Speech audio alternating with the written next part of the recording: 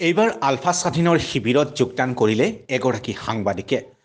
নাহৰকটীয়াৰ বিদ্যুৎ মহন্ত নামৰ এগৰাকী স্থানীয় সংবাদদাতাই যোগদান কৰিলে আলফা স্বাধীনৰ শিবিৰত।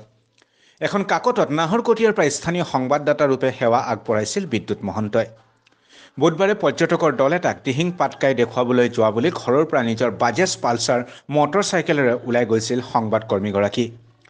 ইয়াৰ পিছতে দিনৰ প্ৰায় 12 মান বজাত ফেচবুকত এক দীঘলীয়া পোষ্ট দি আলফা স্বাধীনত যোগদান কৰাৰ কথা ৰাজহুৱা কৰে সংবাদকৰ্মীগৰাকীয়ে।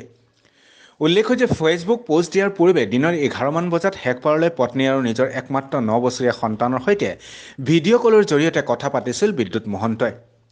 ইফালে এই খবৰ বিয়পি পৰাৰ লগে লগে হাহাকাৰ লাগে সংবাদকৰ্মীগৰাকীৰ পৰিয়ালত ৰুগীয়া পিতৃ মাতৃৰ মূৰৰ ওপৰত, যেন সৰগ ভাগি পৰিল। একমাত্ৰ সন্তানটি এইদৰে আলফালৈ যোৱা কাৰ্য সহজভাৱে ল'ব পৰা নাই পৰিয়ালৰ লোকে। ৰুগীয়া পিতৃ মাতৃৰ মুখলৈ চাই সিদ্ধান্ত পৰিহাৰ কৰি ঘৰলৈ ঘূৰি আহিবলৈ আহ্বান জনালে পৰিয়ালৰ লোকে।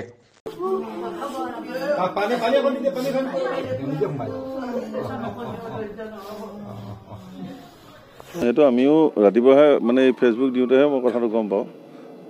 তেতিয়া কিন্তু যিটো সি ডিচিশ্যন লৈছে সেইটো বিৰাট ডাঙৰ ভুল ডিচিশ্যন লৈছে। কাৰণ এই ঘৰখনত বিদ্যুৎ অকলে এটা ল'ৰা, মাক বাপেক আৰু তাৰ সৰু এটা ল'ৰা আছে। তো সি য'তেই আছে ঘূৰি আহিবলৈ আমি ঘৰৰ ফালৰ পৰা আহ্বান জনাইছোঁ।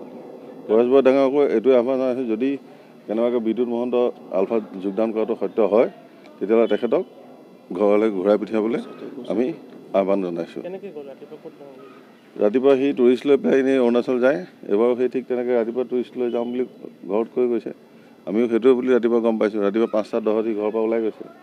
তো মিছেছক ফোনো কৰিছে, এবাৰ ভিডিঅ' কলো কৰিছে যে মই ঠিকে এনেকৈ শদিয়া পাইছোঁহি। তাৰপিছতে যেতিয়া ফেচবুক পষ্টটো দেখিছোঁ, তেতিয়া আমি গম পাইছোঁ যে কথাটো এনেকুৱা হৈছে বুলি। সি অৰুণাচলৰ কোনোবা এটা জেগাত যোৱা কথা হৈছে। ৰাতিপুৱা 5টা সি বাইকত ওলাই গৈছে, নিজৰ বাইকত লৈ পেলাই। সি আগতেও তেনেকৈ বাইকতে যায়, এইবাৰ সেই বাইকত লৈ গৈছে। তেনেকুৱা কোনো এক্টিভিটি আগৰ মানে যেনেকৈ সি নৰ্মেল থাকে, এতিয়াও সি ঠিক তেনেকৈ আগত নৰ্মেলেই আছিলে। কাৰণ কাৰো তেনেকুৱা কোনো হেৰি নাথাকে। নাই সন্দেহটো কোনো প্ৰশ্নই নাহে। কাৰণ সি যেনেকৈ ডেইলি ঘৰৰ লগত কথা পাতে, সেইদিনা আজি অলপ দিনৰ আগতে এটা ল'ৰাটো বাৰ্থডে আছিলে, সেইদিনাও ঠিক তেনেকৈ চবৰ লগতে হাঁহি ধেমালিকৈ কথা পাতিছে। কালিও আছে ৰেগুলাৰ। সি তেনেকেই যেনেকৈ এজিডিছ থাকে তেনেকেই আছে। মুন্না, তই য'তে আছ তই সোনকালে ঘূৰি আহ। ঘৰৰ যিটো অৱস্থা হৈছে তই নিজে গম পাবি, এবাৰ আহি চাই ল।